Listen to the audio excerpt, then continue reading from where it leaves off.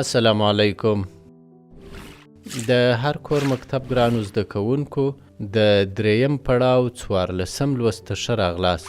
هیله ده چې د 14 لوست له پیل څخه د مخه دا دوې پوښتنې جواب کوي.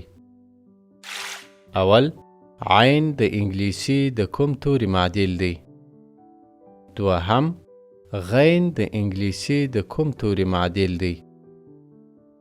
هیله د خپل نوي درس ته ښه متوجه اوسئ او په دا 14 لوست کې د دوو نورو تورو ف او قاف معادل توري درته وړاندې کوو.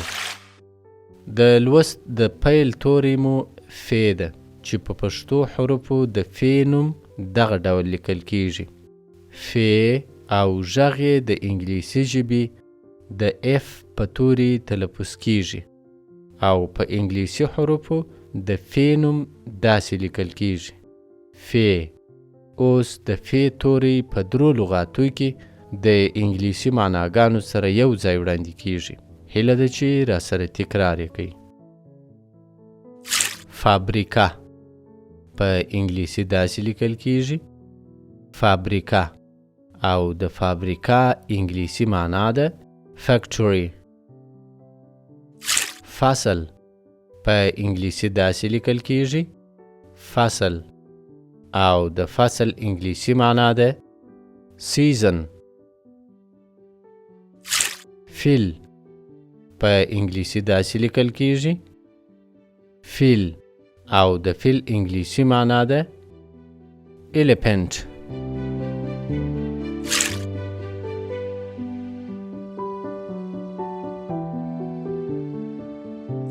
د دا لوست دوهم توری قاف دی چې په پښتو حروفو د قاف نوم دغه ډول لیکل کیږي.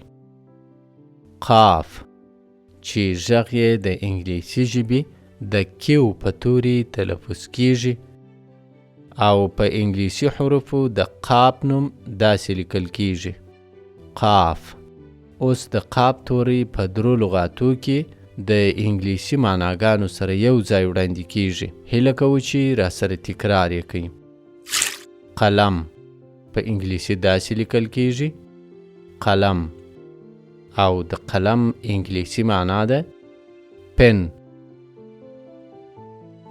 قانون په انګلیسي داسې لیکل کیږي قانون او د قانون انګلیسي معنا ده رول. قدر په انګلیسي داسې لیکل کیږي قدر او د قدر انګلیسي معنا ده ریسپیکټ.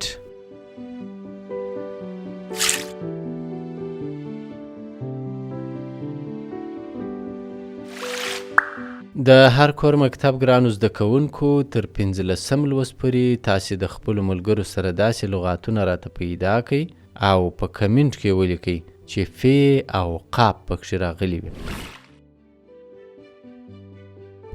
خوشحاله ژوند ولرئ. الله مو مل شه.